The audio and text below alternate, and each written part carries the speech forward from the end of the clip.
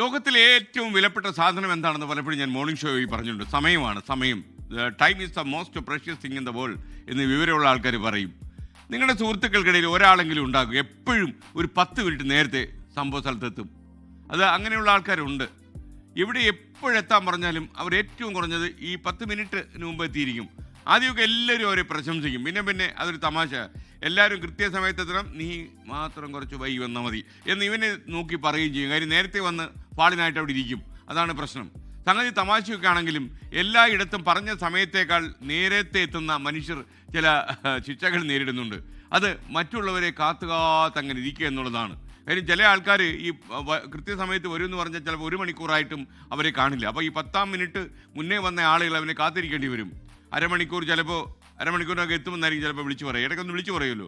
അത് ചിലപ്പോൾ നീണ്ടു പോയി 5 മണിക്കൂറായി വളർന്നു എന്നും വരാം. അപ്പോൾ ചില ആൾക്കാരുണ്ട് കൃത്യം പറഞ്ഞുകൊണ്ടിരിക്കും, ഞാൻ കുറച്ച് സമയം എടുക്കും. ആ കുറച്ച് സമയം എന്നൊക്കെ പറഞ്ഞാൽ 2 മണിക്കൂറാവും. എല്ലായിടത്തും നേരത്തെ എത്തുന്നവരായതുകൊണ്ട് തന്നെ പലപ്പോഴും അവരെ ആരും അങ്ങനെ ശ്രദ്ധിക്കാറില്ല. രാവിലെ 10 മണിക്ക് ഓഫീസിൽ മീറ്റിംഗ് എന്ന് പറഞ്ഞാൽ 9:45 തന്നെ മീറ്റിംഗ് ഹാളിൻ്റെ മൂലയ്ക്കൽ അവരെ കാണാം. രാവിലെ 5 മണിക്ക് യാത്ര പോകാമെന്ന് പറഞ്ഞാൽ 7:30 വരെ കിടന്നുറങ്ങുന്ന ആൾക്കാരുണ്ട്. പക്ഷേ രാവിലെ 4 മണിക്ക് എഴുന്നേറ്റ് വരുന്നവരുടെ സങ്കടം ഇങ്ങനെ കിടന്നുറങ്ങുന്ന ആൾക്കാർ ഒരിക്കലും മനസ്സിലാക്കില്ല. പരസ്പരം കാണാമെന്ന് പറഞ്ഞ കോഫി ഷോപ്പിൽ ആദ്യമെത്തി അടുത്തയാൾക്ക് വേണ്ടി കാത്തിരുന്നിട്ടുണ്ടോ നിങ്ങൾ?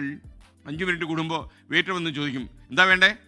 ഒരാളോട് വരാനുണ്ട് എന്ന് പറഞ്ഞ് നമ്മൾ മടുക്കും. പറഞ്ഞ് മടുക്കും. വെയിറ്ററൊക്കെ മടുക്കും. ഇറങ്ങിപ്പോയാലോ എന്ന് വരെ നമ്മൾ ആലോചിച്ചെന്ന് വരും. സമയം പാലിക്കുന്നതിനെക്കുറിച്ച് ഒരു ബ്രിട്ടീഷ് എഴുത്തുകാരൻ്റെ പ്രസിദ്ധമായ വരിയുണ്ട്. അതിങ്ങനെയാണ്: ഞാൻ സമയകൃത്യതയിൽ വിശ്വസിക്കുന്നു, എന്നാൽ അതെനിക്ക് ഏകാന്തത മാത്രമാണ് നൽകുന്നത്. സത്യമതാണ്. മനുഷ്യരെ കാത്തു നിർത്തുന്നത് വലിയ ദ്രോഹമാണ് എന്ന് മനസ്സിലാകാത്തവരാണ് വലിയ ശതമാനം ആളുകൾ നമുക്ക് ചുറ്റുമുള്ളത്. നമ്മളെ കാത്തിരിക്കുന്നവരെക്കുറിച്ച് ഇനിയെങ്കിലും നമ്മൾ ചിന്തിക്കണം.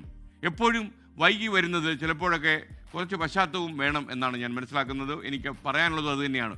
എനിക്കും ഈ ലേറ്റായി ചെന്നതുകൊണ്ട് പലപ്പോഴും ചില ദുരനുഭവങ്ങൾ ഉണ്ടായിട്ടുണ്ട്.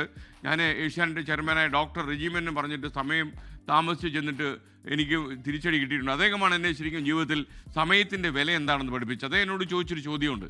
ഒരിക്കലും ഞാൻ പതിവ് പോലെ ലേറ്റായി ചെന്നപ്പോൾ അദ്ദേഹം ചോദിച്ചു, why should I waste my time for you എന്നാണ് പറയുന്നത്.